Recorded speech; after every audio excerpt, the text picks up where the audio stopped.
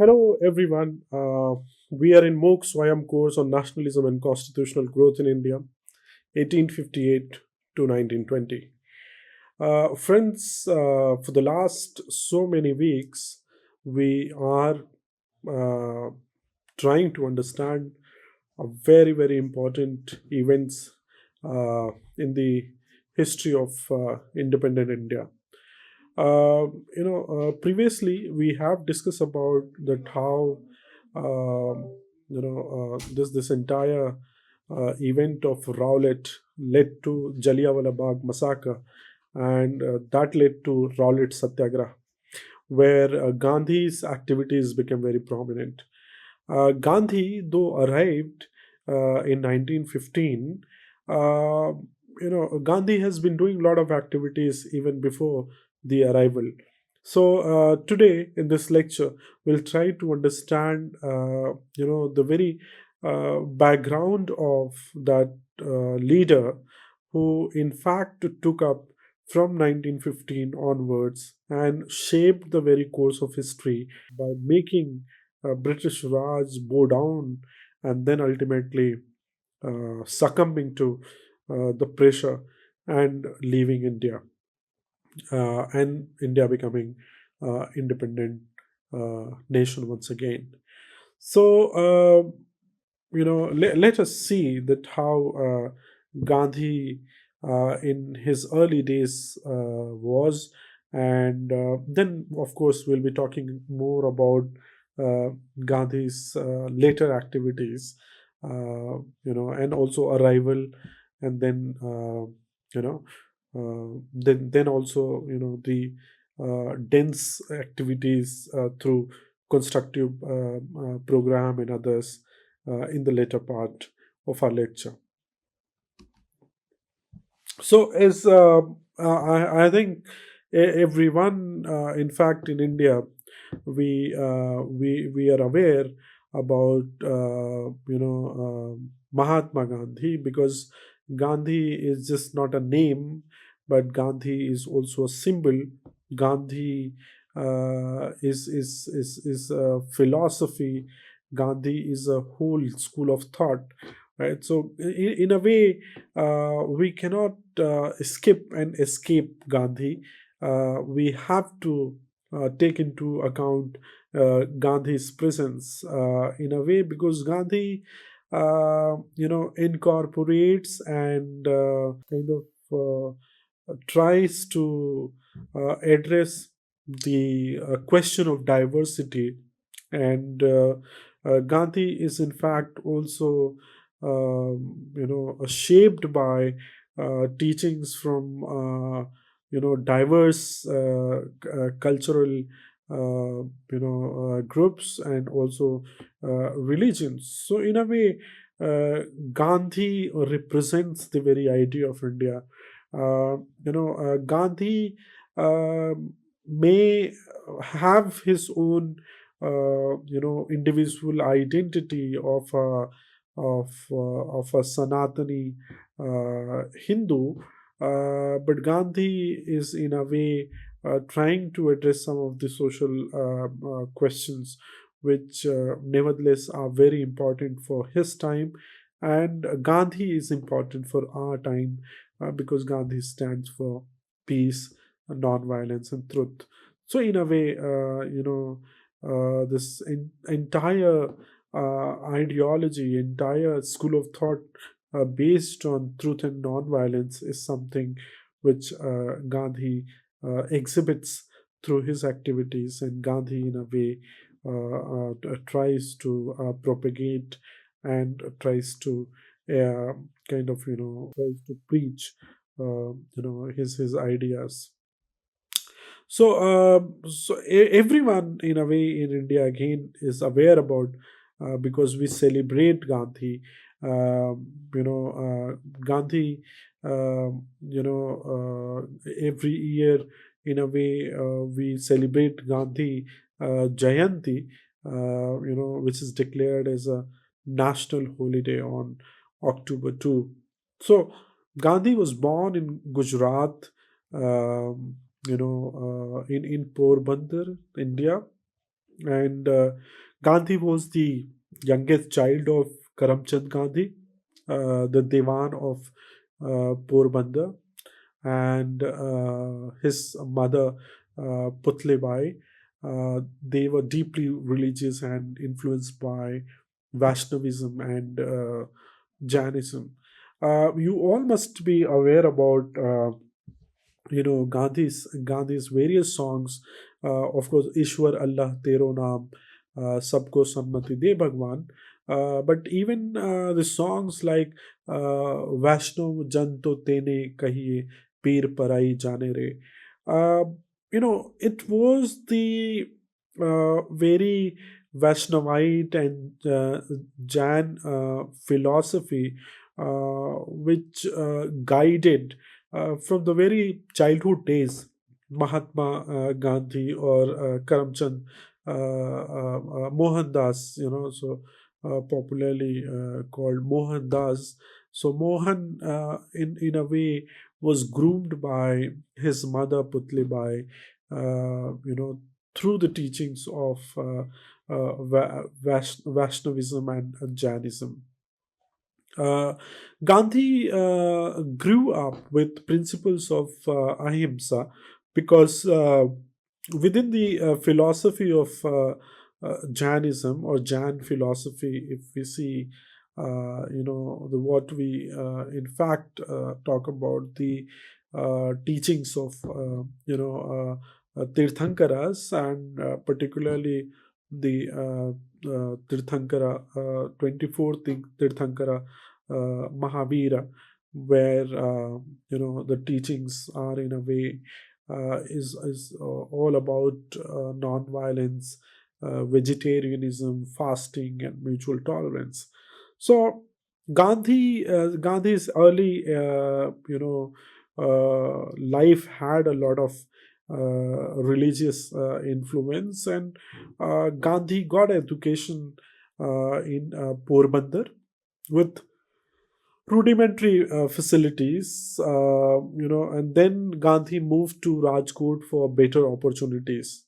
Um, I mean, there are a lot of stories about Gandhi. Gandhi himself has written in his autobiography that how mediocre student he was.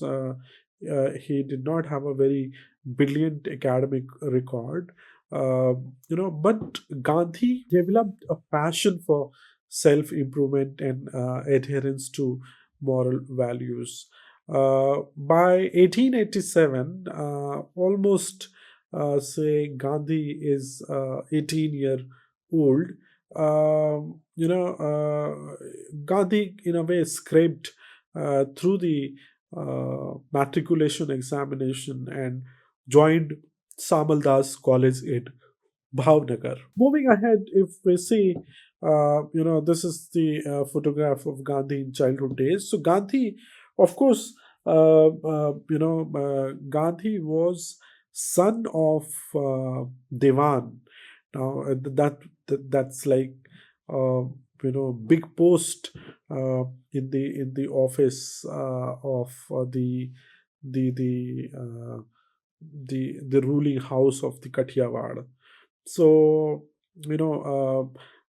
Gandhi, of course, had you know all kind of facilities to say. Gandhi's, in fact, the very dressing and Gandhi's, entire outlook and Gandhi's, kind of posture in the photograph, early photographs, if you see, uh, in fact, one can actually say that Gandhi came from a very privileged background. Now, is Gandhi's, father's limited wealth and mother's reluctance initially challenged Gandhi's dream of studying abroad, but Gandhi, nevertheless, because though mediocre, but it was always a self improvement which was guiding him. Gandhi raised funds from his brother, and vowed abstinence from wine, women, and meat during his stay in England. So it was Gandhi's mother, Putlibai, who in fact was very disturbed by hearing about Gandhi going abroad for studying. Because whatever his mother, had heard about the lifestyle of you know white people. Gandhi's mother was very reluctant that her son would go astray, and she is going to lose her child, because of his activities. He won't be able to stick to the very moral code of conduct. But anyways, Gandhi convinced that I am taking this vow that I will not be touching wine, women, and meat during my stay in England. And then, uh, Gandhi arrived in London in 1888, joined the Inner Temple, and pursued his studies while grappling with cultural adaptation. Now, Gandhi, initially became a member of the London Vegetarian Society, met influential personalities, and developed a zeal for vegetarianism. And in fact, the very organization of vegetarian society exposed Gandhi to diverse ideologies and thinkers in England, which in a way significantly shaped Gandhi's personalities and ideas. Uh, Again, if one can see the entire Gandhi's portrait here, which uh, which is written with Mohandas Karamchand Gandhi, barrister at law, which in a way is a marker of Western attire, and Gandhi in fact has groomed himself uh, to be one like British people, not of course in terms of ideas and in terms of understanding of morality and other questions, but of course in outfit one can see the very confidence which resembles Gandhi's face. Now let us see that how this entire things culminates. So Gandhi is returning to India in 1891. Uh, you know, Faced family tragedies with his mother's death and challenges in establishing a legal career. Uh, Gandhi also struggled to find success as a barrister and faced rejection even in teaching positions. Uh, then Gandhi accepted a 1 year contract in Natal, South Africa, from an Indian firm. And then after 2 years of stay in India, after returning from London, Gandhi again departed for South Africa to be part of a firm in Natal. Now, um, it was in fact the years in South Africa which in a way made Mohandas Karamchand Gandhi, Gandhi, an activist, right? Because Gandhi was now realizing that what sort of difficulties, kind of colonial powers they try to impose on native people.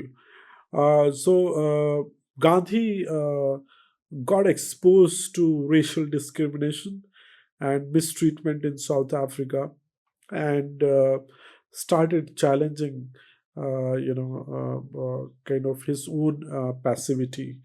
uh, Also, Gandhi experienced, being thrown out of a first class compartment and barred from European only hotels, which in a way had a impact on Gandhi's personality. And Gandhi, after these events, Gandhi, in fact, determined himself that he will be resisting injustice and defending dignity and fighting for Indian rights in South Africa. This is Barrister Gandhi. In South Africa, representing the firm in Natal. Again, Gandhi, looks with his entire intense kind of posture, where one can see that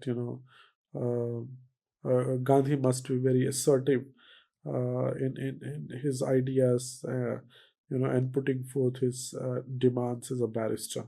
As I said, that Gandhi emerged as activist in South Africa.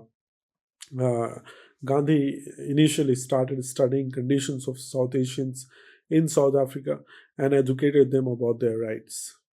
In 1894, he discovered Natal Legislative Assembly's plan to deprive Indians of the right to vote, prompting Gandhi to extend his stay.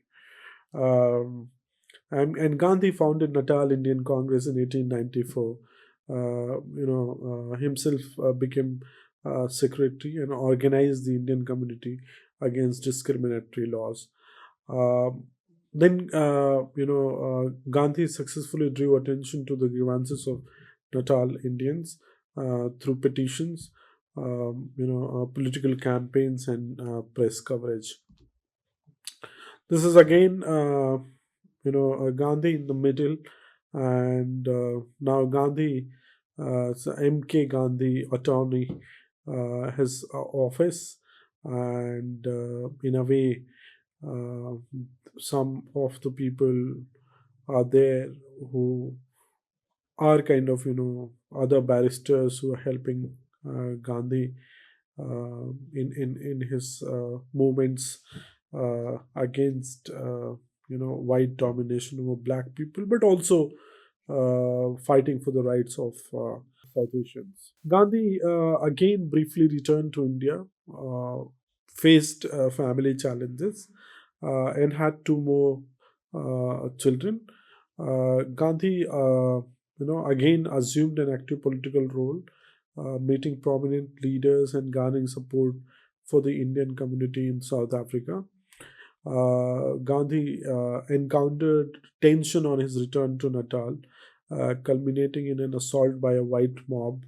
But Gandhi refused to prosecute his assailants on the principle of not seeking redress in a court of law. So, this, in a way, is going to shape Gandhi in many ways, because Gandhi facing a lot of difficulty in personally, but also while fighting for the rights of South Asians, and also fighting for the rights of for himself, in a way, made Gandhi more kind of strong, and and Gandhi in a way gradually became a symbol of resistance, and ultimately that kind of created the base for further movements in South Africa. So Gandhi, in a way, responded to the South African Boer War. I mean, Gandhi, despite past injustices, believed that Indians in Natal were duty bound to defend the British Crown colony during the South African Boer War in 1899. So Gandhi raised an ambulance corps of 1,100 volunteers, a diverse group comprising barristers, accountants, artisans, and laborers. Uh, Gandhi instilled in them a spirit of service despite the difficult conditions, gaining admiration even from a Pretoria news editor. And this was the kind of first kind of satyagraha from the side of Gandhi. It was rather the first satyagraha in a way experimentation, that what Gandhi calls it, my experiment with truth. So Indians led by Gandhi held a mass protest in Johannesburg in September 1906 under Gandhi's leadership. They pledged to defy the ordinance peacefully, accepting all penalties resulting from their opposition. This marked the birth of Satyagraha, a technique for addressing wrongs through nonviolent resistance and suffering without violence. So there, that what we see, that there is a kind of compromise, and then there's a Gandhi's departure in 1913 under pressure from Britain and India. A compromise was negotiated by Gandhi and a South African statesman, General John Christian Smuts. Hundreds of Indians, including women, went to jail during the final phase of the movement. Smuts acknowledged Gandhi's departure in July 1914, stating, "The scent has left our shores, I hope forever." Smuts later expressed respect for Gandhi, acknowledging that there was no hatred between them and recognized the need for a decent peace after the fight. So, Gandhi's work did not provide a lasting solution for the Indian problem in South Africa. South Africa, by drawing Gandhi into its racial problem, provided an ideal setting for his unique talents to unfold. Despite the challenges faced, Gandhi's experiences in South Africa significantly shaped his philosophy and methods of non-violent resistance. Now, if we can, if we can discuss a little bit about, Gandhi's religious quest and transformation, is in the very beginning I said that Gandhi had a influence of his mother, because his mother was deeply a religious woman, and in fact was kind of so much influenced by Vaishnavite and Jain philosophy that it had a lasting impact on Gandhi's personality. So it's an early influence on Gandhi, which in a way his quest to understand religion began in his childhood, where influenced by his mother and home life in Porbandar and Rajkot. In South Africa, his Quaker friends in Pretoria deepened his interest in religious studies. Uh, Gandhi himself explored the writings of Leo Tolstoy on Christianity, read the Quran in translation, and delved into Hindu scriptures and philosophy. Right. So, in terms of understanding of comparative religions, Gandhi not only studied but also discussed with the scholars, which led him to believe that all religions were true yet imperfect due to human interpretation. So, Gandhi, in a way, is again, influenced by who became a mentor of Gandhi, called Srimad Rajchandra, who was a Jain philosopher. Srimad Rajchandra emphasizes the subtlety and profundity of Hinduism. The Bhagavad Gita, read in London, became Gandhi's spiritual dictionary and had a profound influence on his life. So if we move further to see that how Bhagavad Gita's some of the concepts actually guided Gandhi. There's a concept within Gita that is called aparigraha, non-possession, which in a way urges people to abandon material goods and liberate themselves from the bonds of money and property. Now, this concept also called samabhava, which means equability, which encourages people to remain unruffled by pleasure or pain, victory or defeat, and work without attachment to success or fear of failure. So, in a way,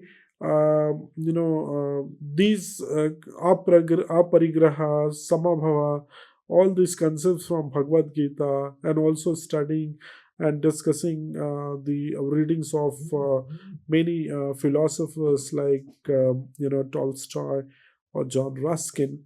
Gandhi, in fact, learned a great deal of religions, and in fact started incorporating into his teaching. So, in a way, Gandhi was investing all his time into understanding kind of conflict resolution, and hence, for him, the method and techniques of non-violence is something that one should always go with.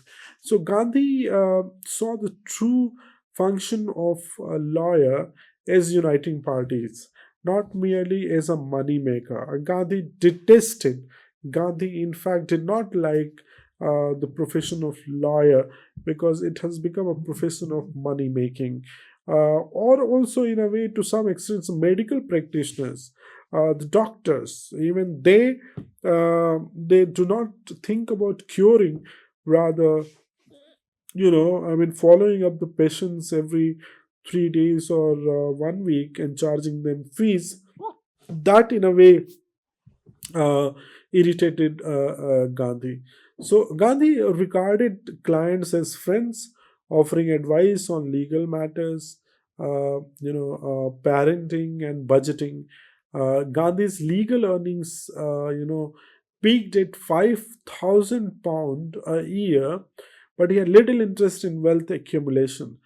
Uh, I mean, one can imagine the £5,000 a year, by 19, say 10, 15. I mean, that's a huge amount one can actually think about. £5,000 even in our time now is kind of considered as a huge amount. So one can again imagine about the time in which Gandhi lived, and in fact in his initial years. So it's not like that Gandhi did not have money, or Gandhi was someone that who would rather enter into the domain of social service just simply because he was kind of sitting idle and did not have any work to do. Instead, it was his choice to contribute to the society by in fact making people aware about teachings of religion, or even politically motivating them to take up some kind of cause in their hand, so that they will be able to live like a free person. So his interest was never the idea of wealth accumulation, rather it was the idea of non-possession or parigraha, right, which in a way Gandhi was investing his money by dedicating his savings to public causes. His open table in Durban and Johannesburg served as a hostel for colleagues,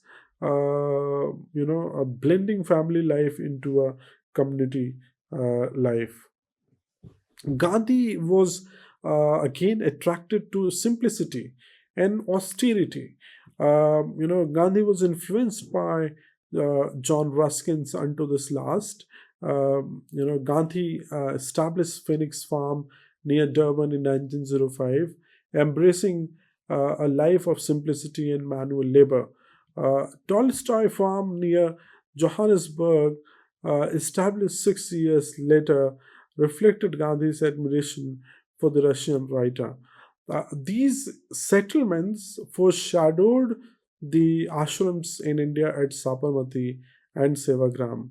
So, in terms of leadership and transformation, South Africa was not only inspired, Gandhi's unique political techniques, but also transformed him into a leader. He became a formidable adversary, caring little for pleasures, riches, comfort, or praise, solely determined to follow what he believed to be right.